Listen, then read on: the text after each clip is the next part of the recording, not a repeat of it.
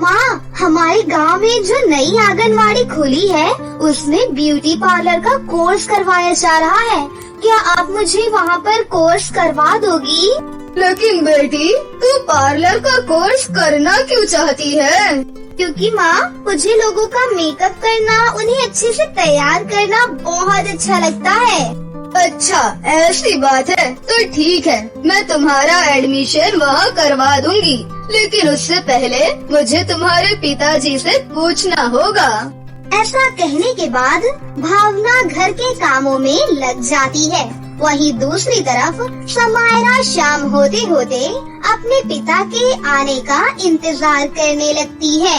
माँ, देखो पिताजी घर पर आ गए हैं। चलो अब उनसे पूछो कि मैं गांव की आंगनबाड़ी में ब्यूटी पार्लर का कोर्स सीख सकती हूँ।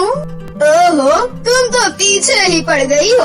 अभी तुम्हारे पिताजी आए ही तो हैं। उन्हें जरा पानी तो पीने दो, उसके बाद पूछती हूँ।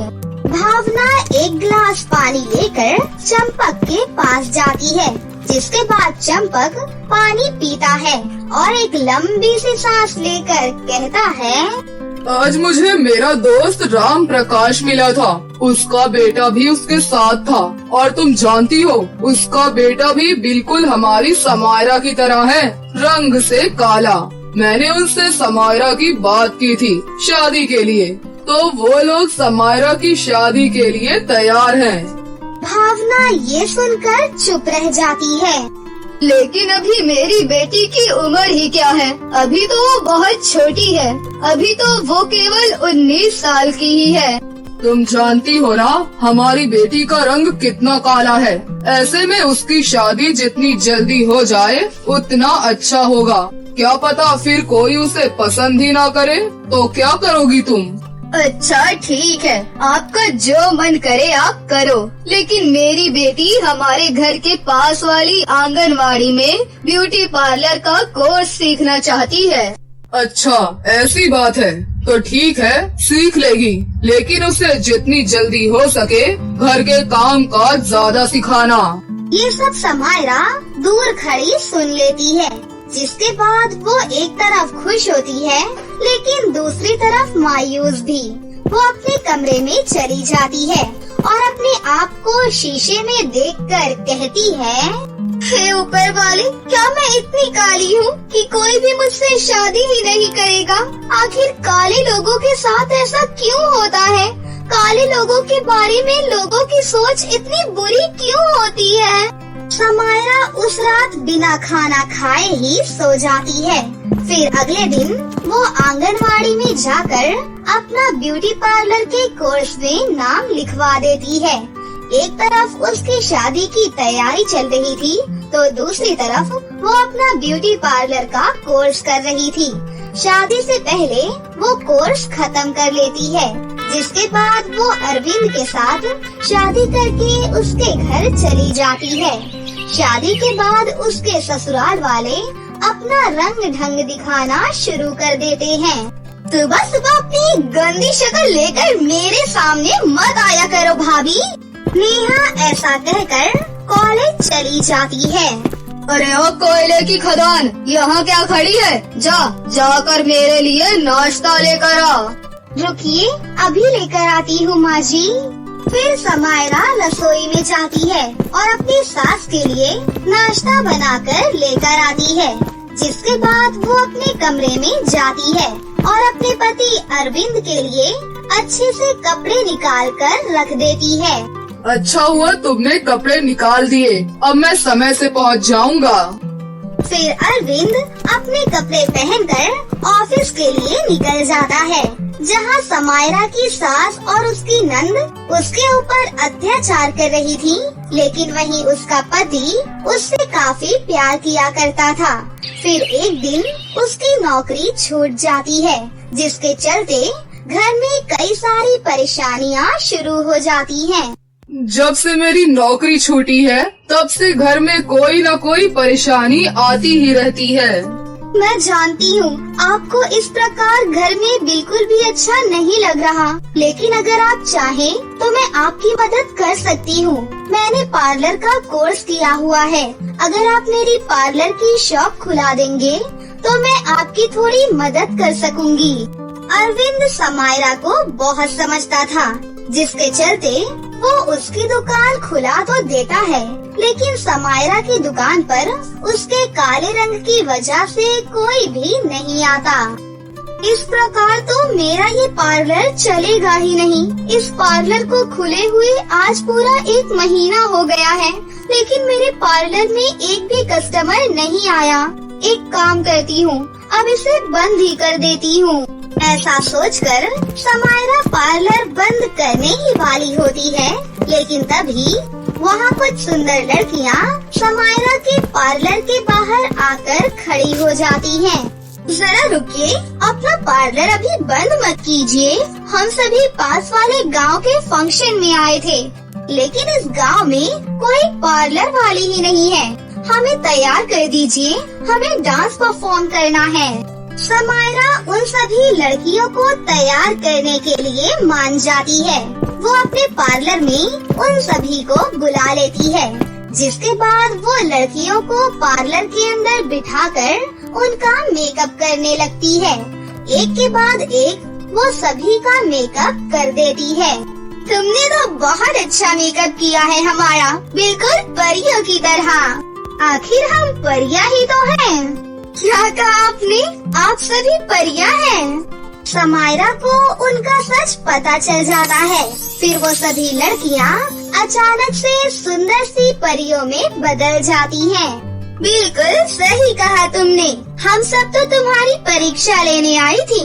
तुम बहुत अच्छी हो। आज से ये कोई मामूली पार्लर नहीं है, बल्कि जादुई पार्लर है, जिसमें जो भी तैयार होने आएगा वो यहाँ से बहुत खूबसूरत होकर जाएगा। सिंड्रेला, बेल और रपुंज़ेल तीनों ही मिलकर उस पार्लर को जादुई पार्लर बना देती है और समायरा को बहुत सुंदर भी बना देती है।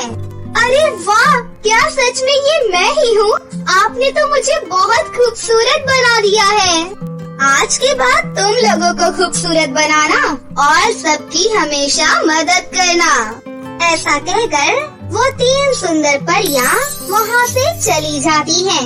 उनके जाने के बाद पार्लर के बाहर और भी कई सारी लेडीज आ जाती हैं। समायरा, हमारा मेकअप करो ना।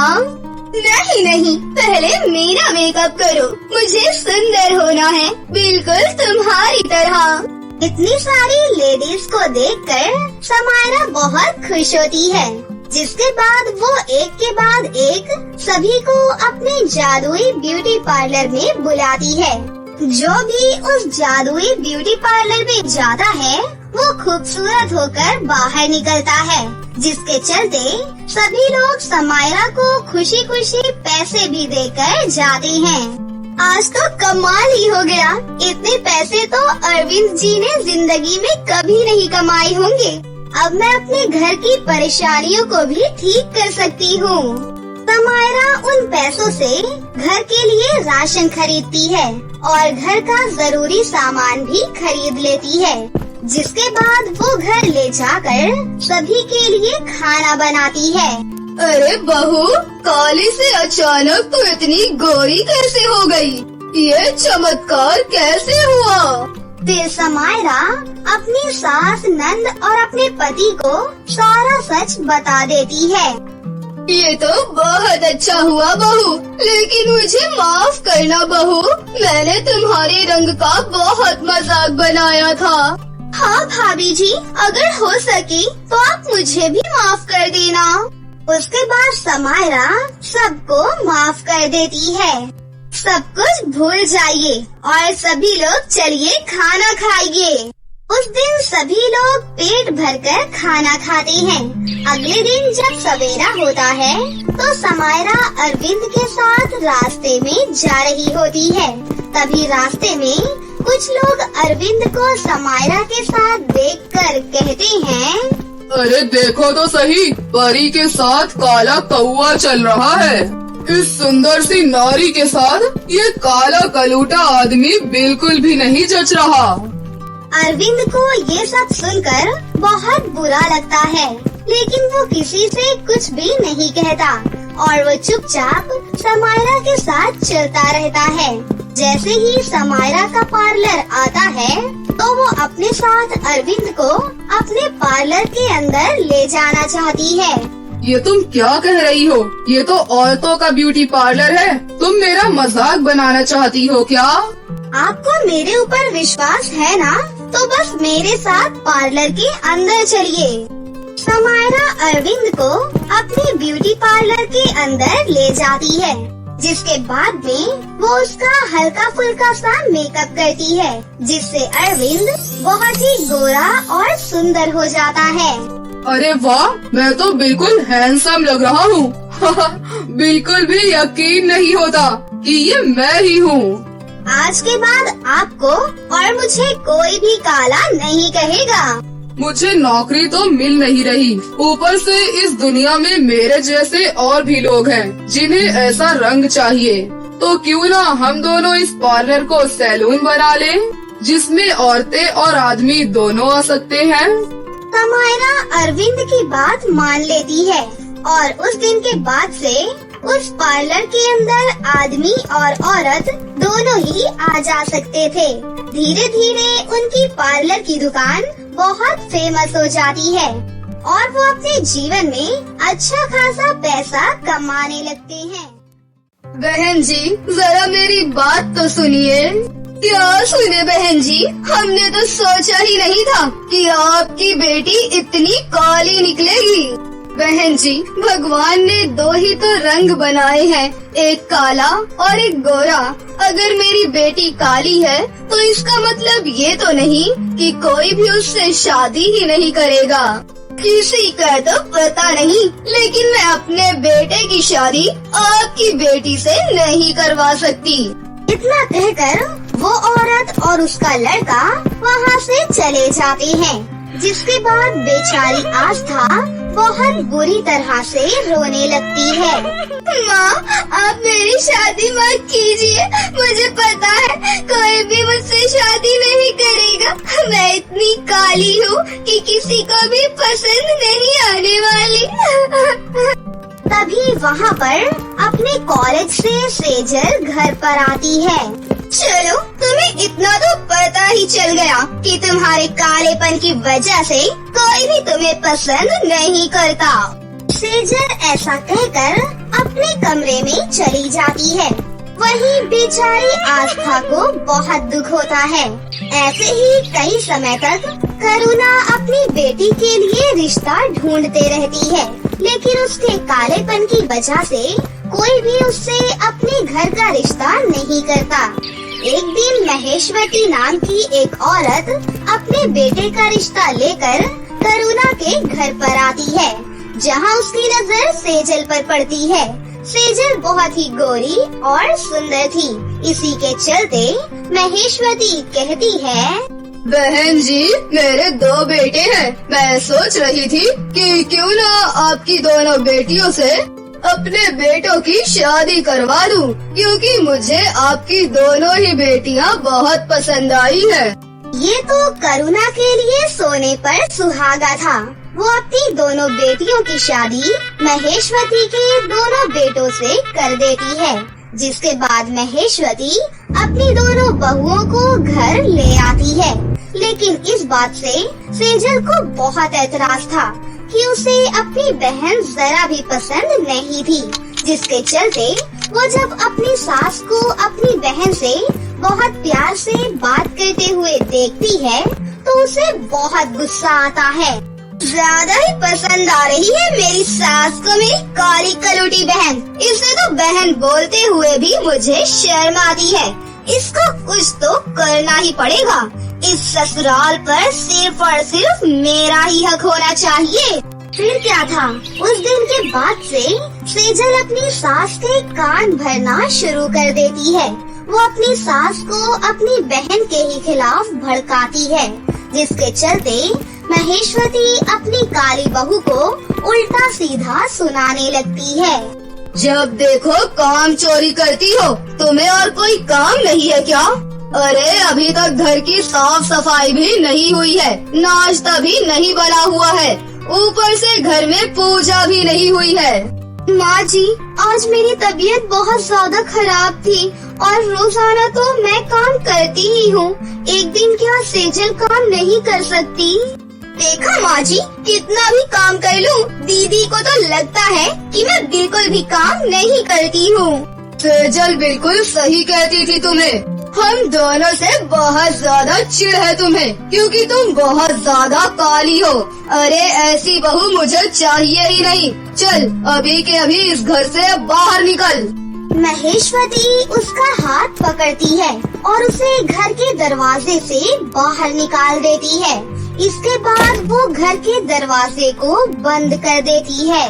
माँ जी, दरवाजा खोलिए माँ जी, मैं कहाँ जाऊँगी माँ जी? लेकिन फिर भी उसकी सास उसकी एक नहीं सुनती। उन दिनों आस्था का पति आयुष्मान भी गांव से शहर नौकरी के सिलसिले में गया हुआ था। अकेली बेचारी आस्था वहाँ से चुपचाप चली जाती है और चलते चलते उसे एक टूटी फूटी सी झोपड़ी दिखाई देती है। अब मैं क्या करूं? मेरे पास रहने का कोई ठिकाना तो है ही नहीं। चलो यहीं पर ही रह लेती हूँ। फिर आस्था उस टूटी फूटी झोपड़ी में ही रहने लगती है, जहाँ उसे एक देवी माँ की मूर्ति भी दिखाई पड़ती है। वो देवी माँ की मूर्ति के आगे हाथ जोड़कर वहीं पर अपना गुजारा करने लगती है। कई दिनों तक वो भूखी प्यासी रहती है और उसे कोई खाना तक नहीं देता। भीख मांगने से अच्छा उसे काम ढूंढना सही लगता है। फिर वो मुखिया के घर में साफ सफाई का काम शुरू कर देती है, जिसके चलते मुखिया उसे 2 वक्त की रोटी और कुछ पैसे भी देता है। एक दिन आस्था अपने आप से कहती है, अरे कब तक मैं इस तरह नौकरी करती रहूंगी? मुझे पार्लर का सारा काम आता है, लेकिन मुझे पार्लर की नौकरी कहीं मिल ही नहीं रही। क्यों ना मैं खुद का ही एक पार्लर खोल लूं? लेकिन मेरे पास पैसे तो है ही नहीं। बेचारी आस्था पार्लर खोलने के लिए मुखिया से कुछ पैसे उधार ले लेती है। इसके बाद वो एक छोटा सा पार्लर खोल लेती है। वो काली थी, जिसके चलते उसके पार्लर में कोई भी नहीं जाता था। कौन जाएगा इस काली कलूटे के पार्लर में? मुझे तो बिल्कुल भी यकीन नहीं होता कि इसके पार्लर में जाकर किसी को कोई निखार आएगा। इतनी बदसूरत पार्लर वाले के पार्लर में कोई नहीं जाने वाला। अरे जो खुद को खूबसूरत नहीं बना सकती, वो दूसरों को क्या बनाएगी? हाँ। फिर वो दोनों वहाँ से चली जाती हैं और बेचारी आस्था ये सब सुन लेती है, जिसके बाद वो रोते हुए अपने पार्लर में रखी हुई देवी माँ की मूर्ति से कहती है, देवी माँ मेरी मदद करो, मैंने मुखिया से पैसे लिए हैं, मुझे उनके पैसे भी चुकाने हैं। ऊपर से मेरी काले रंग की वजह से मेरे पार्लर में कोई भी नहीं आ रहा। अब मैं क्या करूँ? मुझे कुछ भी समझ में नहीं आ रहा माँ। जैसे ही आस्था इतना कहती है, वहाँ देवी माँ की मूर्ति से एक सुंदर सी परी प्रकट होती है। तुम चिंता मत करो, मैं एक परी हूँ और मैं तुम्हारी मदद करूँगी। मैं जानती हूँ तुम्हारे साथ जो भी हुआ बहुत गलत हुआ है, लेकिन अब आगे तुम्हारे साथ कभी कुछ बुरा नहीं होगा। मैं तुम्हें एक जादुई शक्ति देती हूँ, लाओ अपने हाथों को आगे करो। जैसे ही आस्था अपने हाथों को आगे करती है, वो परी अपने हाथों से उसके हाथों को स्पर्श करती है, जिसके चलते वहाँ एक हल्की सी रोशनी उत्पन्न होती है। अगर तुम किसी भी इंसान को स्पर्श करोगी तो वो बहुत ही सुंदर और गोरा हो जाएगा। चाहे तो अपने ऊपर तुम ये करके देख सकती हो। जैसे ही आस्था अपने चेहरे को स्पर्श करती है, वो बहुत ही सुंदर और गोरी हो जाती है। फिर वो उस परी का शुक्रिया अदा करती है, जिसके बाद परी वहाँ से गायब हो जाती है। उसके जाने के बाद वहाँ से एक काली सी मॉडल लड़की जा रही होती है। वो आस्था का ब्यूटी पार्लर देखकर उसके ब्यूटी पार्लर में आती है और कहती है, देखो मेरा कोई अच्छा सा मेकअप कर दो जिससे मैं थोड़ी गोरी सी नजर आऊं। आज मेरा एक फंक्शन है, मुझे उसमें बहुत सुंदर दिखना है। अनुष्का ऐसा कहकर कुर्सी पर बैठ जाती है, जिसके बाद आस्था एक क्रीम लेकर अनुष्का के चेहरे को स्पर्श करती है। इतना करते ही वो बहुत ज्यादा सुंदर और गोरी हो जाती है। जब अनुष्का अपने आप को शीशे में देखती है तो वो हैरान ही रह जाती है। ओह माय गॉड, क्या ये मैं हूँ? मुझे तो यकीन ही नहीं होता। तुमने तो मेरी काया ही पलट दी। ये सब तुमने कैसे किया? मैं तो बहुत खूबसूरत लग रही हूँ। मुझे इतना सुंदर बनाने के लिए तुम्हारा बहुत बहुत शुक्रिया। ये लो मेरी तरफ से ट्रिपल पैसे। अनुष्का इतना खुश हो चुकी थी कि वो आस्था को अपनी मेहनत के ट्रिपल पैसे देकर जाती है। वहीं आस्था भी बहुत खुश होती है। जिस फंक्शन में अनुष्का जाती है वहाँ उसकी सभी सहेलियाँ उसके गोरे रंग को देखकर बहुत प्रभावित होती हैं और उससे उसके पार्लर के बारे में पूछती हैं। पता नहीं कोई नया पार्लर था और वो पार्लर वाली भी सुंदर और गोरी थी। अगर तुम चाहो तो मैं तुम्हें वहाँ पर लेकर जा सकती हूँ। फिर अनुष्का की सारी सहेलियाँ उसके साथ आस्था के पार्लर में जाती हैं, जहाँ अनुष्का उन्हें भी गोरा करने के लिए बोल देती है। फिर आस्था ने एक एक करके सभी को स्पर्श कर दिया और वैसे ही वो गोरी और सुंदर हो जाती है। अरे वाह, ये तो कमाल हो गया। क्या बात है, ये ब्यूटी पार्लर तो जादुई ब्यूटी पार्लर है, जहाँ कोई भी काला आएगा तो वो गोरा होकर ही बाहर जाएगा। फिर क्या था, उस दिन के बाद से आस्था बहुत ज्यादा फेमस हो जाती है। उसके पार्लर के बाहर लाइन लगी हुई होती है। जब इसके बारे में सेजल और महेश्वती को पता चलता है तो उन्हें अपने किए पर पछतावा होता है और वो दोनों आस्था से माफी मांगने उसके पास जाती हैं। मुझे माफ कर दो बहू, मुझे तुम्हारे साथ ऐसा नहीं करना चाहिए था। मुझे तो तुम्हारी बहन सेजल ने ऐसा करने पर मजबूर कर दिया था और मैं उसकी बातों में आ गई। मुझे माफ कर दे बहू। हाँ दीदी, मुझे भी माफ कर दो। मैंने भी आपके साथ बहुत बुरा किया है। बल्कि आप लोगों ने जो किया मेरे साथ वो बहुत अच्छा किया। आज आप लोगों की बदौलत ही मैं इस मकाम पर हूँ। लेकिन अगर आपको ऐसा लगता है कि मैं ये सब कुछ छोड़कर आप लोगों के साथ चलूंगी तो ऐसा नहीं है। मैं कहीं नहीं जाऊंगी। आप लोगों ने मुझे छोड़ा था। एक ठोकर खाकर मैंने अपनी पूरी जिंदगी बदल दी। लेकिन फिर भी अगर आप लोगों को कभी मेरी जरूरत होगी तो मैं आपकी मदद जरूर करूंगी। आस्था का ये जवाब सुनकर सेजल और महेश्वती वहाँ से चली जाती हैं। फिर कुछ दिन में आस्था का पति आयुष्मान उसके पास आ जाता है और उससे जो सब कुछ हुआ उसकी माफी मांगता है। उस दिन के बाद से आयुष्मान अपनी सुंदर सी पत्नी के साथ ही रहने लगता है और यहाँ आस्था अपनी जादुई ब्यूटी पार्लर को अच्छे से चलाती है और अपने पति के साथ हंसी खुशी से रहने लगती है। सुंदर सी लड़की का नाम मीरा है। मीरा को सजना संवरना बहुत पसंद है। मीरा जब शहर में पढ़ती थी तब उसने एक ब्यूटी पार्लर से ब्यूटिशियन का कोर्स किया था। अरे वाह मीरा, तुझे तो मेकअप का सब कुछ बहुत अच्छे से आता है। क्यों नहीं आएगा? मैंने ब्यूटिशियन का फुल कोर्स किया है। अरे वाह, तू कितनी सुंदर लग रही है। Oh thank you. और तुम्हें पता है, मेरा सपना है कि गांव में मैं एक ब्यूटी पार्लर की दुकान खोलूं। ये तो बहुत अच्छा है। तो तुम कब खोल रही हो अपनी ब्यूटी पार्लर की दुकान? शादी के बाद। तुझे तो पापा का पता है ना, वो तो पैसे भी नहीं देंगे। उनको तो ऐसा लगता है कि शादी ही सब कुछ है। वो कहते हैं ब्यूटी पार्लर डालकर क्या मुझे लड़की की कमाई खानी है?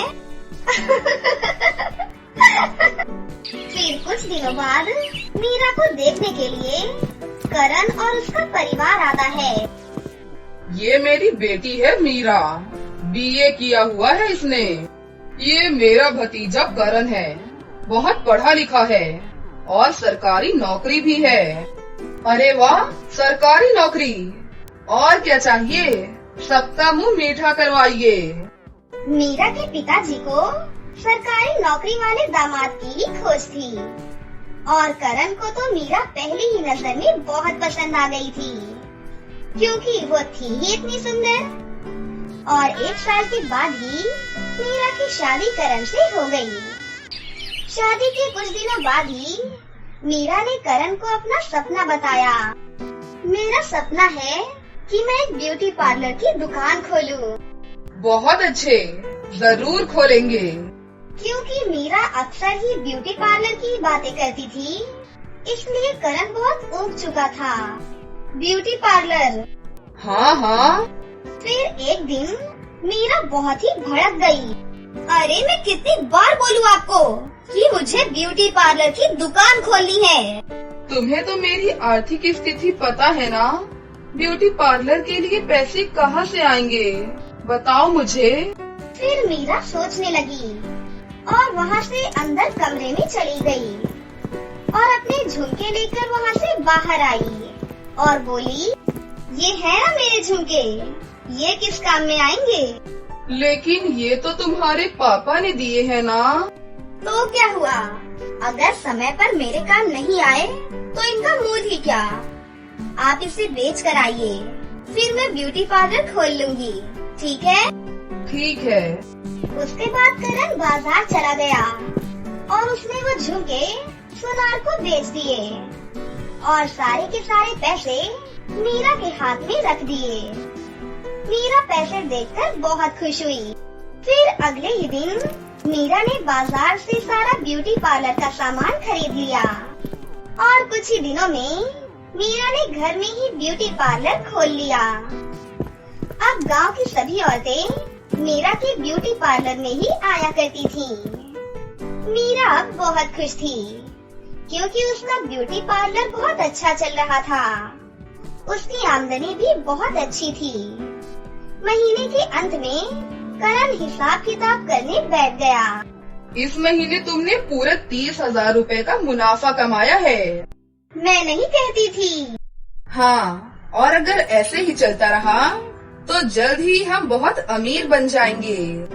मीरा ने अपना ब्यूटी पार्लर का काम जारी रखा। ऐसे ही 1 साल बाद उसने एक दुकान खरीदी और उसने अपना ब्यूटी पार्लर खोला। देखते ही देखते मीरा का घर भी बड़ा हो चुका था। इस तरह मीरा ने ब्यूटी पार्लर चलाकर न सिर्फ अपना सपना पूरा किया, बल्कि अपने पति की आर्थिक मदद भी की और उनका परिवार पहले से ज्यादा खुशहाल हो गया। तो दोस्तों, कैसी लगी आपको हमारी ये कहानी? अगर आपको हमारी कहानी अच्छी लगी हो तो इसे जरूर लाइक करें, साथ ही हमारे चैनल को सब्सक्राइब भी कर लें और बेल आइकन को दबाना ना भूलें। मिलते हैं अगली वीडियो में। धन्यवाद।